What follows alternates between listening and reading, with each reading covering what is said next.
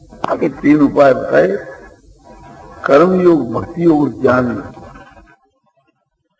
एक एक जो उपाय है मुक्ति के देने वाला है, तीनों जिसके में है उसकी तो बात ही क्या है।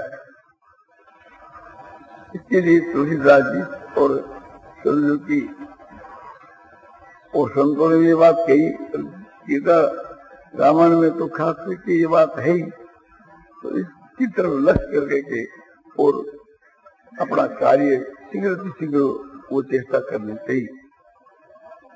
ज्ञान के मार्ग से भी ज्ञान उत्पन्न होता है, ज्ञान का जो साधन है उससे भी ज्ञान की उत्पत्ति होती है। तो अपने में ज्ञान बढ़ाना चाहिए और साथ साथ के बीच के वहां साधन के लिए आत्म बल बढ़ाना चाहिए, जिस आत्म बल से निराशा पैदा न हुए, हतोत्साह न हुए। जो आदमी हतोत्साह हो जाता है वो बलवान होकर के भी कमजोर समझा जाता है, और जिसकी आत्मा में हिम्मत है, आत्म बल है, उसके में शरीर का बल चाहे मत हो, वो अपना काम सिद्ध कर लेता है। तो आत्म बल की बड़ी भारी आवश्यकता है। आत्म बल जो है अंतःकरण के बल को भी कहते हैं और शरीर के बल को भी कहते हैं, किंतु यहाँ जो मानसिक जो बल है उसका नाम आत्म बल है। तो खूब हृदय का वहां बल होना चाहिए, हिम्मत होनी चाहिए, साहस होना चाहिए। अगर इसके हृदय के वहां आत्म बल नहीं, हिम्मत नहीं, तो वह कमजोरी उसको संसार के बीच के वहां दबो दी। तो ऐसी कमजोरी अपने हृदय में तो एकदम दूर कर देनी चाहिए। भगवान की शरण होकर के, महात्माओं की शरण होकर के, गीता की शरण होकर के, और उनका आश्रय लेने से वो कमजोरी दूर अपने आप ही भाग जाती है। शरीर के बीच के वहां जो है बल है वो भी आत्मा के कल्याण के लिए बढ़ाना चाहिए, संसार के विषय भोगों के लिए नहीं। और मन में जो बल है वो भी इसके लिए बढ़ाना चाहिए। और शरीर के बल के साथ साथ में ज्ञान बढ़ाना चाहिए, बुद्धि बढ़ानी चाहिए। जिसके वहां बुद्धि नहीं, बल नहीं, ज्ञान नहीं, तो वो तो एक प्रकार से कथन मात्र का मनुष्य, उसमें क्या मनुष्यता है? उसमें मनुष्यता ही नहीं है तो फिर परमात्मा की प्राप्ति क्या होनी है? हमारा समय जितना बीत गया वो बीत गया, बाकी जो बचा हुआ जो समय है उस समय से हमको विशेष लाभ उठाना है, क्योंकि ऐसा मौका बार बार मिलना मुश्किल है। प्रथम तो परमात्मा की प्राप्ति की तरफ में जिसकी वृत्ति होनी मुश्किल है, ये हो जाए तो फिर सत्संग मिलना मुश्किल है, और सत्संग यदि मिल जाए तो उसके ऊपर विश्वास होना मुश्किल है। तो ये सब बात बड़ी कठिन है। विश्वास हो जाए तो फिर बेड़ा पार है, क्योंकि विश्वास है वो श्रद्धा है। जो पूज्य भाव को लेकर के विश्वास है उसका नाम श्रद्धा है, और श्रद्धा सबसे बढ़कर के और वो अंतःकरण के अनुसार होती है। इस वास्ते अंतःकरण को शुद्ध बनाना चाहिए। अंतःकरण हमारा शुद्ध हो जाएगा तो श्रद्धा हमारी बड़ी जोरदार होगी, और श्रद्धा से बेड़ा पार हो जाता है। श्रद्धा पूर्ण हो जाए तो अभी आत्मा का उद्धार हो सकता है। कमी है श्रद्धा की। कोई भाई आगे के प्रश्न करता है तो उसका एक ही हमारे पास उत्तर है कि भी श्रद्धा की कमी। और आप भी इसमें प्रवेश होकर के देखोगे तो आपको भी इस बात का ज्ञान हो सकता है कि श्रद्धा एक कितना उत्कोटि की चीज है। सत्वान रूपा सर्वस्व श्रद्धा भवती भारत है, श्रद्धा मयोयंग पुरुष है, यो यश सर्वस्व। सब कोई अपने अन्न सत्वान रूपा सर्वस्व श्रद्धा भवती, सत्वमान अंतःकरण के अनुरूप ही श्रद्धा होती है। ये पुरुष श्रद्धामय है, जिसकी जैसी श्रद्धा है वह पुरुष वैसा ही है। तो श्रद्धा पर हमारी इज्जत है। भगवान देखते हैं तो श्रद्धा को देखते हैं, महात्मा पुरुष जो इज्जत करते हैं तो श्रद्धा को देख कर इज्जत करते हैं। तो इसलिए श्रद्धा बढ़ानी चाहिए, और श्रद्धा बढ़ती है। श्रद्धावान पुरुषों का संग करने से, श्रद्धालु पुरुषों का संग करने से और श्रद्धा बढ़ती है। जिस हम परमात्मा में श्रद्धा बढ़ानी चाहें तो परमात्मा के गुण और प्रभाव को समझना चाहिए। परमात्मा में अनंत गुण है, परमात्मा इतने प्रभावशाली कि असंभव को संभव कर सकते हैं। तो परमात्मा हमारे हैं, परमात्मा अंश का अंश हूँ, तो ये सब उनकी स्वाभाविक श्रद्धा परमात्मा में होनी चाहिए। जैसे माता पिता में लड़के की स्वाभाविक श्रद्धा, स्वाभाविक प्रेम होता है, ऐसा स्वाभाविक ही प्रेम होना चाहिए, स्वाभाविक की श्रद्धा होनी चाहिए कि भगवान के समान दुनिया में ऐसा कोई पुरुष नहीं है कि भगवान के समान कोई होए। सुंदरता के मान भी भगवान के समान कोई नहीं। सगुण साकार भगवान का जो स्वरूप है, उसकी जो सुंदरता है अलौकिक है, और निर्गुण निराकार भगवान का जो स्वरूप है उसके माँ एक रसमय है, वो आनंदमय है। वो रस और आनंद के सभी पिपासे हैं, इसलिए वो उसकी सुंदरता है। तो आनंदमय की सुंदरता आनंद को लेकर की है, और सगुण साकार जो भगवान है उसके रूप की सुंदरता है, वो भगवान के स्वरूप की जो सुंदरता है वो बहुत ही अलौकिक, दूसरों को आकर्षण करने वाली है। और भगवान का जो स्वभाव है सगुण भगवान का, वो भी अलौकिक है, वो भी मनुष्य को एकदम आकर्षण करने वाला है। और भगवान के गुणों की तो कोई महिमा ही नहीं गा सकता है, इतने गुणी है, कैसा भी कोई क्यों नहीं हो, भगवान उसको अपना लेते हैं। और प्रभाव की तो बात ही क्या है, सारी दुनिया में जो प्रभाव है वो सब इकट्ठा किया जाओ तो भगवान के प्रभाव के मुकाबले में कुछ भी नहीं है।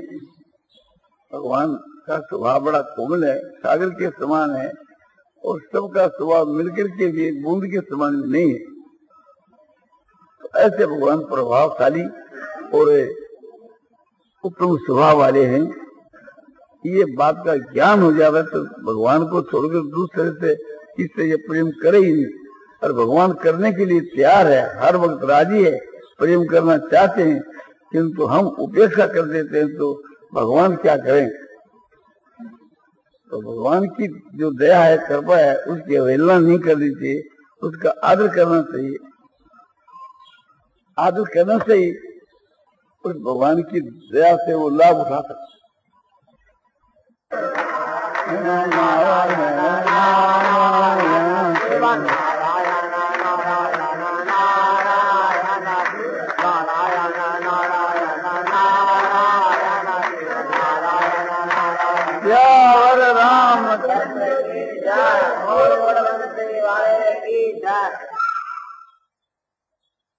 और संसार के जो जितने साधन में विघ्न आते हैं, ये सारे के सारे विघ्न कथा से, कीर्तन से, वैराग से, उपति से, भगवान के भजन से, सत्संग से, ये सब नष्ट हो जाए।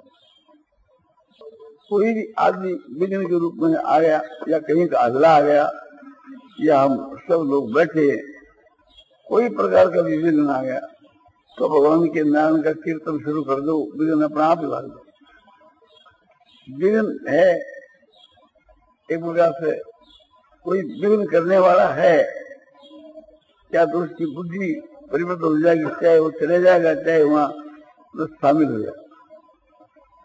इसी प्रकार से थी, जैसे कोई विघ्न आ गया और हम गीता का पाठ करने लग गए, तो वो विघ्न आप ही वहां से दूर हो जाएगा। तो विघ्नों को बचाने के लिए, दूर करने के लिए ये युक्ति बहुत अच्छी। किसी एक स्त्री ने मुझसे कहा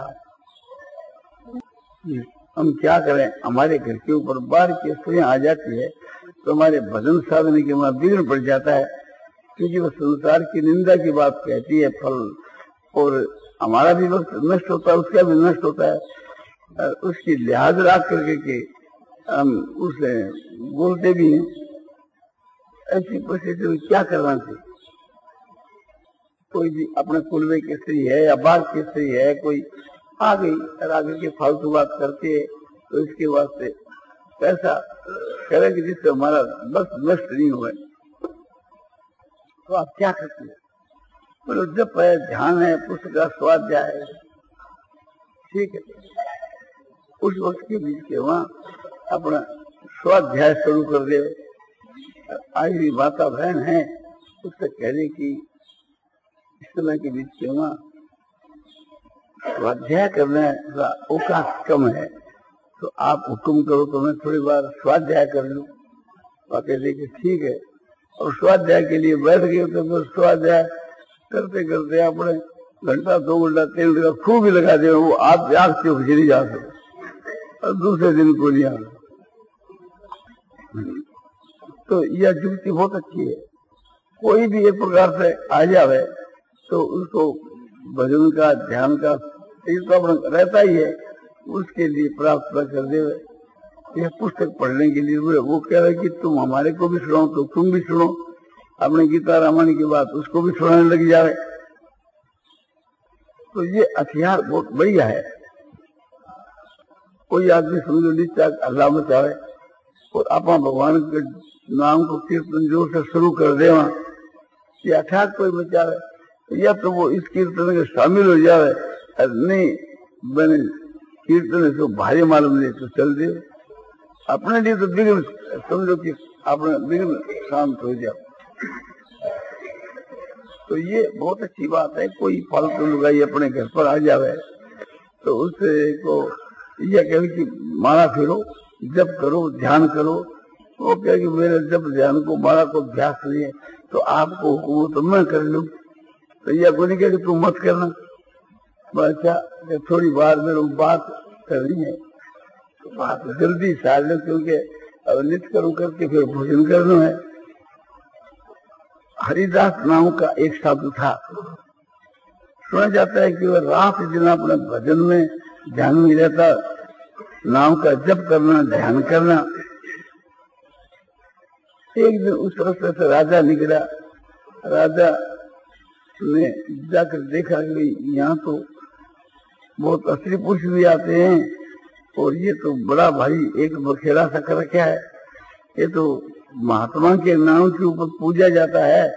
और ये तो मुझको दम पाखंड मालूम देता है, किंतु प्रमाण हुए बिना दंड कैसे दूं। तो आकर के राजा ने बेसाओं को बुला करके कहा कि कोई ऐसी बेसा है कि यहाँ पर जो हरिदास नाम का शब्द रहता है उन पर अपना असर डाल करके उसका चरित्र भ्रष्ट कर दे रहे, तो फिर तो मैं उसको कब्जे में लेकर के दंड दे सकता हूँ। वो आपने बड़ा दम्भी पाखंडी आदमी है।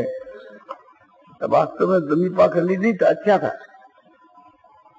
तो एक बेसा ने कहा ठीक है, उससे रुपया ठहरा लिया 10,000 5,000। बेसा प्रातःकाली वहां गई और जाकर कहा कि मुझको 2 आपसे बात करनी है। उसका हाव भाव कटाक्ष जो है वो खाने के लिए बढ़िया मान लेगी थी, और उसका जो सो हाव भाव कटाक्ष देखा, देखने से मालूम दिया कि इसकी दृष्टि खराब। तो स्त्री बोली कि महाराज मुझको आपसे 2 बात करनी है। बोले माता अभी तो मुझको फुर्सत नहीं है, फुर्सत होने पर मैं करूंगा। तो क्या करना है? बोले अभी थोड़ा भजन ध्यान करना है। भजन ध्यान में बैठ गई, दीक्षा पाकर भजन ध्यान में बैठ गई। अब सायंकाल तक भजन ध्यान करते ही रही। अब ऐसा ने सोचा कि तुम्हारे को तो जरूर तो मिलेंगे, इनके ऊपर प्रभाव डाल देते और अपना करना है क्या? तो वहां ठहर गई। सायंकाल का वक्त रहा, 100 स्नान के बाद से उठे तो बोले महाराज अब मेरे से 2 बात कर लो। बेसा बोली अभी मेरे को फुर्सत नहीं। फुर्सत होने पर कर सकते, बस 100 स्नान करके और फिर आकर ध्यान में बैठ गई। रात भर आपका ध्यान नहीं गई। बेसा भी उसके पास बैठ गई। बोले जब एक प्रकार से इनका ध्यान टूटे तभी मैं करूँ, बातचीत करूंगी। बस फिर प्रातः काल हुआ, 100 स्नान करने चले गए। आज फिर ध्यान लगा दिया। भिक्षा का वक्त हुआ तो बेसा बोली कि महाराज अब तो आपको कुछ समझ नहीं, अब तो भिक्षा कर दी। भिक्षा करा, भिक्षा के लिए अब तो कुछ अभी नहीं है। तो इस प्रकार से उसको 3 दिन 3 रात निकली, किंतु उसको फुर्सत मिली नहीं। तो बेसा ने दिल पर उसका प्रभाव पड़ा। बोले वो कितना उच्च कोटि का महात्मा है, इनकी दृष्टि से मालूम होता है कि कितना ऊंचे दर्जे का पुरुष है। मैं इसको एक प्रकार से लुभाने के वास्ते आई, ये मेरा बड़ा अपराध है। तो महाराज एक प्रकार से मैंने सोच स्नान करके पूजा की मात्रा चले गए, तो वो साष्टांग नमस्कार से लंबी पस गई, रोने लगी, बिलाप। बोले महाराज मैं बड़ी अपराधी नहीं हूँ, मैं तो आपको मन ठिकाने के वास्ते राजा की भेजी आई थी। 3 दिन तक मैंने बड़ी चेष्टा करी, किंतु आप मौका ही नहीं दिया। अब मेरा मन का भाव बदल गया। अब मेरा यही दिल हो गया कि जैसे आप भजन ध्यान करते हो सब मैं करूं। मेरा पाप दूर हो गया और मैं पाप बुद्धि को लेकर के आपके पास में राजा की भेजी हुई आई कि राजा से बोला तुम्हारे को इतना 10,000 रुपया इनाम दे देंगे, तुम इस साधु की बुद्धि को अपने विचलित कर दो और प्रमाणित कर दो। तो महाराज सही प्रकार से ईश्वर की मेरे पर कृपा थी, तो एक प्रकार से अब मेरे को ज्ञान हुआ, तो मेरे अपराध को तो माफ करो। और मैंने बड़ा अपराध किया, ईश्वर का प्रायश्चित बदलाओ। तब हरिदास ने कहा कि अब मुझको बहुत पुरुष थे, फिर खूब पुरुष निकाल के खूब बातें करी, और बातें करने से उसका हृदय एकदम ठीक हो गया। वो भी ध्यान करने लगी, जैसे वो हरिदास जी करते थे वो करने लगी। बस रात के वक्त में हरिदास जी ने सोचा कि जो राजा की ये नीत है कि बेसा को भेज करके और मुझको अपने गिराना चाहते हैं, तो इस राजा के राज में नहीं रहना। ऐसा सोच करके हरिदास जी रकाऊ उठ करके 3 बजे और उस से चल दिए। बेसन की आंख खोली 5 बजे, तो बेसन दिखती कि आज हरिदास नहीं है, तो कोई बात नहीं, चले गए काम पर पता लग जाएगा दिन में, और ध्यान किया वहां मस्त हो। तो राजा भी उस रास्ते से निकले और ऊपर बड़े तरफ देखने का क्या काम हो रहा है और हरिदास में कितना प्रभाव डाला। ऊपर जाकर देखे तो वहाँ हरिदास नहीं, और खाली बेसन तो बैठी है, ध्यान लगा रखा। जाकर के राजा ने कहा कि रे रंडी, एक वैसे तो भूल गई जिस काम के लिए तुम भेजा, जिसमें तुमने कितना काम किया, और हरिदास कहाँ गई? तो उसने देखा कि हरिदास नहीं है। अरे महाराज मुझको तो पता नहीं है हरिदास का। तो बोला कि तू काम किया? तो बोले महाराज मैं लाता हूँ आपके बताए हुए काम के लिए, तो हमारे से तो बात तो कर। बोले महाराज मैंने पुरुष नहीं। तो राजा कोड़ा लेकर मारने को राण तो नाम के वास्ते आई थी, रब तो क्या मैंने पुरुष नहीं है? तो महाराज चाहे मुझको मार डालो, किंतु मैं क्या कहूँ, अब मेरी रुचि नहीं उस तरफ से। तो राजा ने देखा कि देखो कि देशों का मन बदल गया, तो तुम्हारा क्या मन बदल गया? बोले महाराज मैं 3 दिन तक उनकी चेष्टा करी, उस कार्य में कृत कार्य नहीं हुई, फिर मेरा पाप भाव जाता रहा और मेरा मन बदल गया। मैं तो ऐसा ही समझ गया कि रात दिन फिर आप हरिदास की जो भजन ध्यान कर रहे हैं, इसमें अपना समय बिता। बोले राजा ने पूछे वो साधु, बोले साधु को तो पता नहीं महाराज कहाँ चले। राजा ने खोज की तो पता मिला नहीं। राजा ने सोचा अभी तेरी जो खराब चेष्टा है, खराब भाव है, इस कारण से वो चला गया।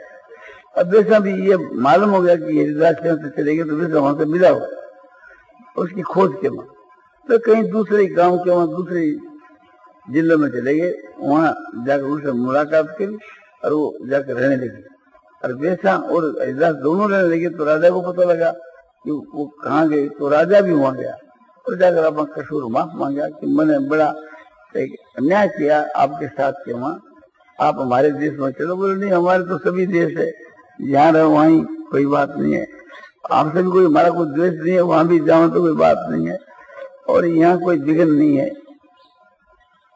तो एक प्रकार से समझो हरिदास की जो उप्रति है उससे यहाँ विघ्न का नाश हुआ। तो हम लोगों को उप्रति को हथियार बनाना चाहिए। उप्रति माने जिसको हम लोग उपरामता कहते हैं, संसार से एकदम उपरम होना। उपरम होना ऐसा कि अपनी वृत्ति से संसार का त्याग कर देना, तो जैसे वैराग है, जैसे उपरति है, ये परमात्मा की प्राप्ति के साधन में बहुत ही सहायक है। मनुष्य जब अपनी वृत्ति को संसार से हटा लेता है तो उसे नेत्रों की मुद्रा से मालूम हो जाता है, जब संसार से उपरम हो जाता है तो चेहरे के ऊपर विक्षेप का अभाव, बड़ी शांति प्रतीत होती है, प्रसन्नता प्रतीत होती है।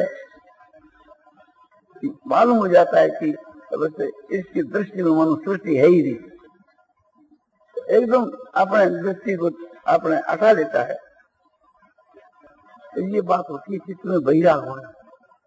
जब मन में संसार से वैराग हो जाता है, वृत्ति पैदा हो जाती है, तो त्रिलोकी का एक जिसको धूल के समान, मिट्टी के समान प्रतीत होने लगता है। तो हम लोगों को संसार से खूब वैराग करना चाहिए।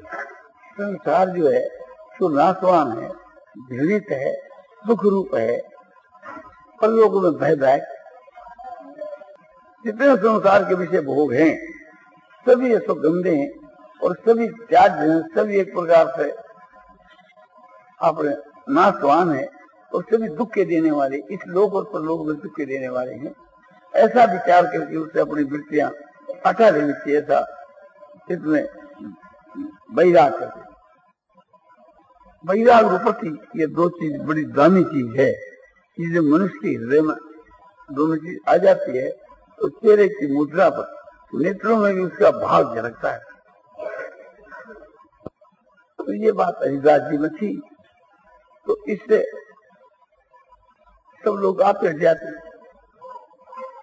तो कोई विघ्न करने वाला आता है फालतू बात करने के लिए, तो उससे यही सबसे बढ़कर के हथियार है कि उपरम हो जाना। दुष्ट, पाखंडी, नीच ऐसे जो पुरुष होते हैं उनसे महर्षि पतंजलि भी कहते हैं कि उससे अपना उपराम हो जाना, उसकी उपेक्षा कर देना। उपेक्षा इसका असली उपाय है। मतलब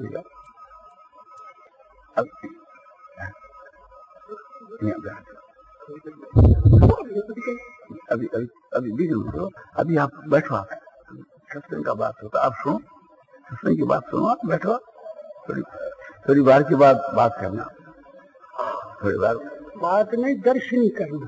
और दर्शन में देखो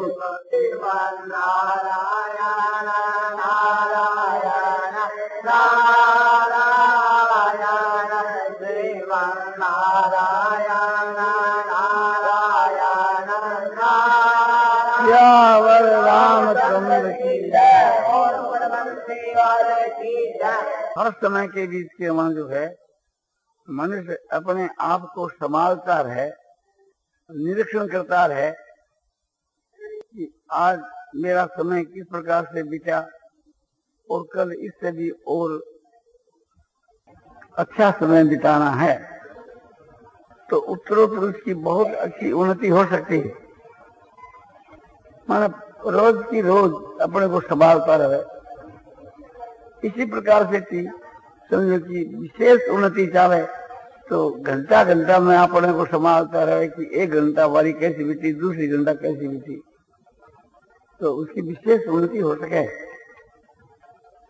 दो बात की हर वक्त संभाल करनी है कि अपने जो कर्तव्य का जो पालन है इस विषय में हम कृतकार्य कैसे रहे इस एक घंटा में, और जो कर्तव्य का जो त्याग है उस विषय में हम कैसे रहे। यानी हमारे द्वारा कोई अकर्तव्य तो नहीं हुआ ना, तो इसकी जो संभाल है वो एक साधन में सहायक है, और इसके जो विपरीत है वो प्रमाद है।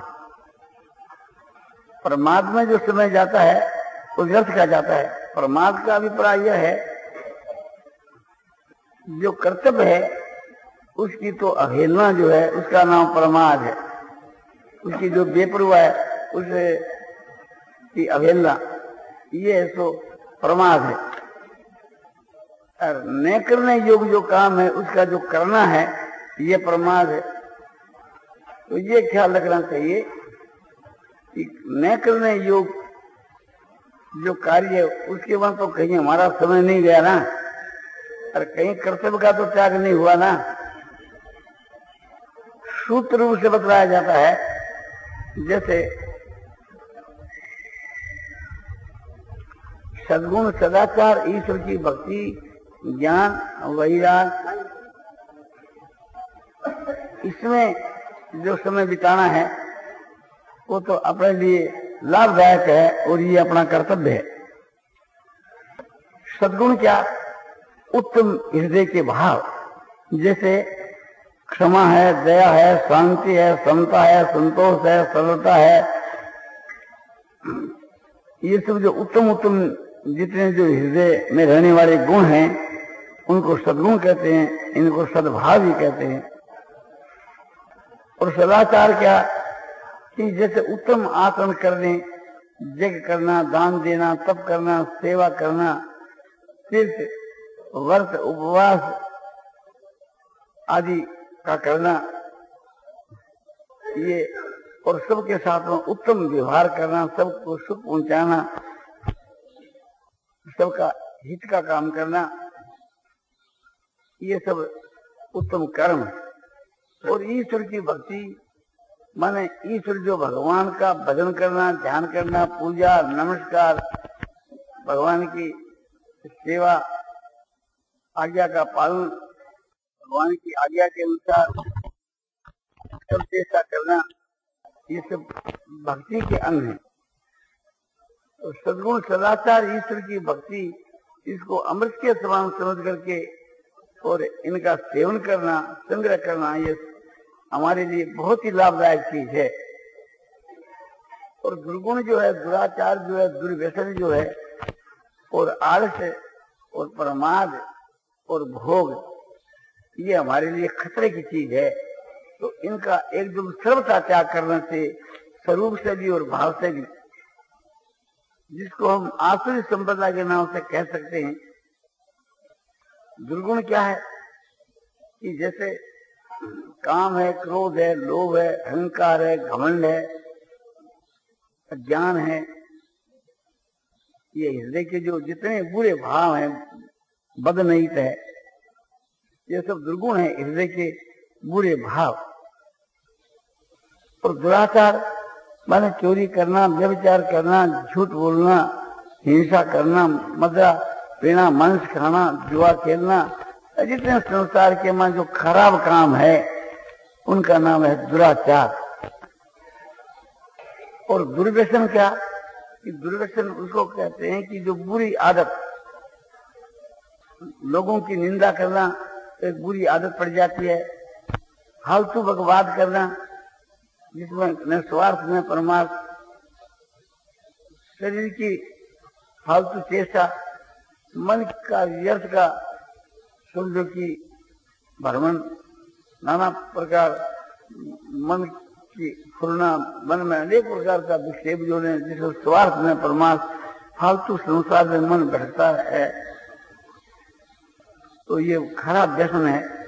और भी जैसे व्यवहार के वहां खराब व्यसन, चौपड़ ताश खेलना, जुआ तो एक पाप है, पर चौपड़ ताश खेलना और मादक वस्तु का सेवन करना, तमाकू, भांग, सुल्को, गांजो, बीड़ी, सिगरेट, और भी एक प्रकार से दूसरी चीजों का व्यसन है, तो ये दुर्व्यसन है। और भोग, इनका भी तो ये भी त्याग करने के योग्य है। भोग क्या? कि जैसे ऐश करना, आराम करना, स्वाद है, शौकीनी है, विलासिता है, संसार के ये भोगों के जितने भेद हैं, इंद्रियों के विषयों का सेवन, ये सब एक प्रकार से संसारिक भोग विलास, इन सबको। और आलस जो है, निद्रा है, अवसाद है, काम के वास्ते अकर्मता है, और